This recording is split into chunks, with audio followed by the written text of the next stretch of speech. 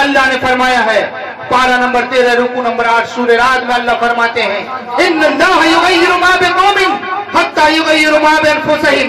अल्लाह ने उस कौम की हालत तब तक नहीं बदली जब तक कि वो खुद फिक्रमंद न हो अपने हालत को बदलने का। आप अगर अपने हालात में तब्दीली लाना चाहते हैं, अपने हालात को बदलना चाहते हैं तो फिक्र लीजिए। आपको फिक्र करना पड़ेगा। घर में बैठ के अफसोस करने से नहीं चलेगा कि हमें रोजी नहीं मिलती, हमें कमाने के लिए बाहर जाना पड़ता है, हमारे बच्चों को अच्छी तालीम नहीं मिलती है, हमारे माँ बहनों को अच्छा बाद नमाज मगरिब से मुसलसल इसी तरह से बैठे हैं। जी जी, मैं आपकी कुर्बानियों को सलाम करता हूँ और हमारे मुफ्ती साहब अभी बयान फरमा रहे थे, उनकी बयान को आप सुने और बड़ा ही समूह आमोज गुफ्तगू रही उनकी। मैं ज्यादा वक्त आपका नहीं लूंगा क्योंकि मैं जानता हूँ हम सब लोग किसान हैं, दिन भर खेतों में काम करते हैं और अभी यहाँ हुसैन की मोहब्बत में बैठे हैं। तो सबसे पहले मैं शुक्रगुजार हूँ इस जलसे के नाजिम जनाब मौलाना आसिफ रजा नूरी साहब का। फिर मैं शुक्रगुजार हूँ हजरत मुफ्ती अख्तर हुसैन साहब का। फिर हजरत कारी सदाकत हुसैन साहब, हजरत कारी गुलजार रजा साहब, हजरत कारी व हाफिज अब्दुल हलीम साहब, हजरत कारी तदहीर साहब और हमारे भाई शहूद साहब, अजीजी मिराज बाबू, भाई निसार, भाई फरहान और दीगर साथी। ये इजलास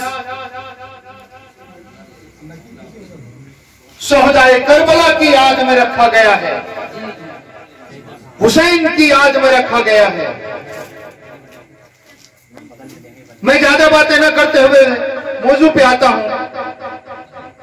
आज भी हुसैन हम में जिंदा है, आप में जिंदा है और क़यामत के आखिर तक हुसैन जिंदा रहेगा। कैसे?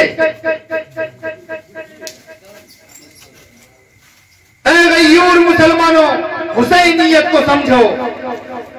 यहां आपको हुसैनियत और यजीदियत के फर्क को समझने की जरूरत है। हुसैनियत क्या है, यजीदियत क्या था? यजीदियत और हुसैनियत के फर्क को आप इस तरह से मोटे तौर पर समझ सकते हैं। हुसैनियत नाम है आपके सफों में इत्तफाक को पैदा करने का। हुसैनियत नाम है आपके ईमान को बचाने का। हुसैनियत नाम है आपके शरीयत को बचाने का। हुसैनियत नाम है आका सल्लल्लाहु अलैहि वसल्लम के लाए हुए दीन को फैलाने का। और यजीदियत नाम है आपके ईमान को पामाल करने का, आपके अकीदे को बर्बाद करने का। आप और हम तभी कामयाब होंगे जब आप और हम आका सल्लल्लाहु अलैहि वसल्लम के लाए हुए दीन पे अपनी जिंदगी को गुजार के जाएंगे। अगर हमने अपनी जिंदगी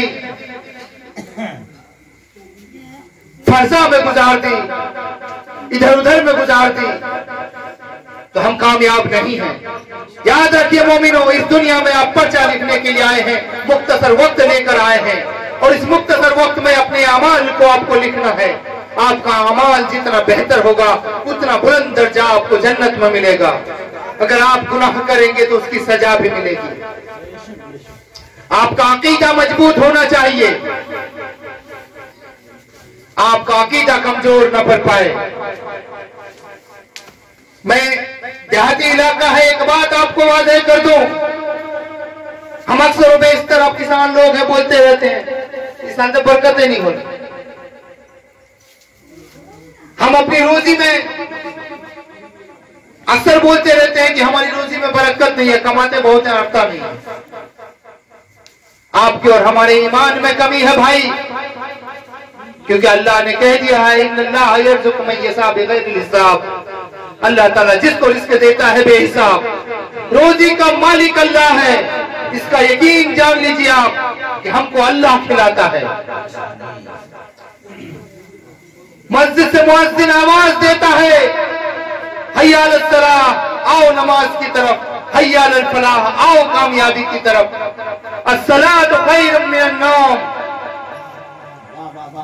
नमाज नींद से बेहतर है। हम अपनी ख्वाबगाहों में गफलत की नींद सो रहे होते हैं और कहते हैं कि हमारी रोजी में बरकत नहीं है। आप उलमाए कराम के करीब बैठिए, उलमाए कराम से पूछिए, फजर की नमाज को आप अगर कज़ा नहीं करेंगे तो आपकी रोजी में बरकत होगी। वक्त कम है, ज्यादा मैं बातें नहीं करूंगा। मेरा नाम नफीस हैदर है।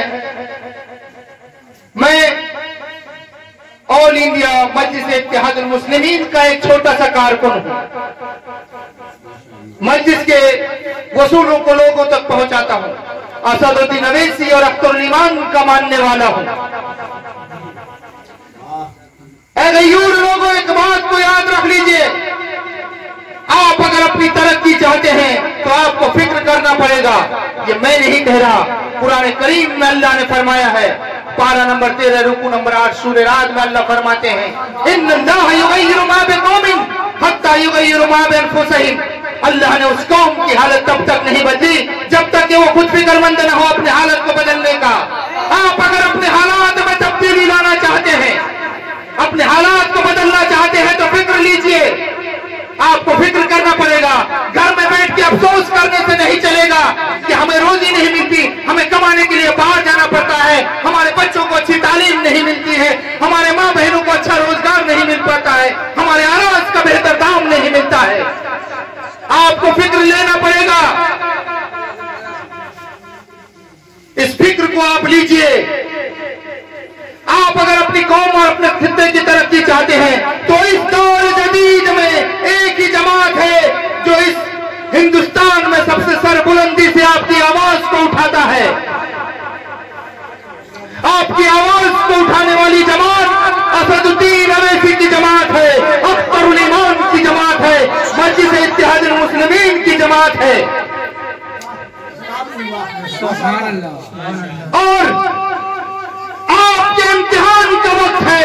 पहली बार आपके सूबा बिहार में असेंबली हल्के के इंतखाबात में मजलिस इत्तेहादुल मुस्लिमीन शामिल होने जा रही है। लोगों, आपके इम्तिहान की घड़ी है, आप इम्तिहान दो और खड़े उतरो इस पे। असदुद्दीन अवैसी ने तेरे हक के लिए ऐवान में दिल को फाड़ा, तेरे हक को बचाने के लिए, तेरे दस्तूर को बचाने के लिए ऐवान में दिल को फाड़ा। तुम अपनी वफादारी का सबूत दो, उनका साथ दे करके असेंबली हल्के के इंतखाबात में ज्यादा से ज्यादा तादाद में उनको कामयाब बनाओ ताकि उनकी आवाज को और तवानाई मिले। उनके वफा का सिला तुम अपनी वफा से दो। अगर तुम वफा करोगे तो वो भी वफा करेंगे, तुम्हारे लिए कुर्बानी देता है, तुम भी कुर्बानियां दो। इस बार असेंबली के हल्के के इंतखाबात में मस्जिद शामिल होने जा रही है। आपके असेंबली हल्के से नुमाइंदे बहुत सारे हैं, हर पार्टी का नुमाइंदा आएगा, लेकिन आपको मस्जिद का दामन मजबूती से पकड़ के रखना है, मस्जिद को कामयाब बनाना है। मस्जिद के अंदर कई नुमाइंदों ने, कई कारकुनों ने अपनी दावेदारी पेश की है।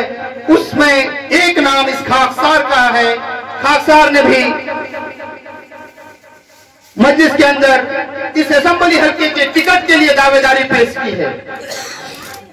अगर मस्जिद मुझे लायक समझती है, अगर लायक समझेगी, मुझे अगर अपना नुमाइंदा बनाती है, तो मैं इस आधी रात पे खड़े होके इस पाक मजलिस में वादा करता हूं, मजबूती के साथ इंतखाबात में शामिल होऊंगा, पूरी ताकत और तवानाई से इंतखाबात को लड़ूंगा। और अगर अल्लाह ने मुझे कामयाब किया, आपने मुझे साथ दिया, अगर आपने अपना खादिम चुना, अल्लाह ने आपका खादिम बनाया, तो अल्लाह रब्बुल इज्जत को हाजिर और नाजिर जानकर मानता हूं, बोलता हूं कि मैं हर मुमकिन कोशिश करूंगा आपके तकालीफ को दूर करने का, आपके पसमानदगी को दूर करने का, आपके खित्ते में, हमारे खित्ते में जो भी कमियां हैं उसे पूरी करने का। मैं मस्तूरात की तालीम पे जोर दूंगा, मैं रोजी रोटी के मसाइल को हल करने की कोशिश करूंगा। हम किसानों के इलाके के लोग हैं, हम कोशिश करेंगे कि हम जो भी फसल उपजाते हैं उसका सही और जायज कीमत सरकारी मिल सके। वक्त कम है, मैं ज्यादा बातें नहीं रखूंगा, लेकिन याद रखना असदुद्दीन अवैसी का जो चुनावी निशान है, इंतखाबी निशान पतंग छाप, याद रखना आप लोग, किसी दूसरे निशान पे मत जाना, और जो हक की आवाज बुलंद करता है उसका साथ देना।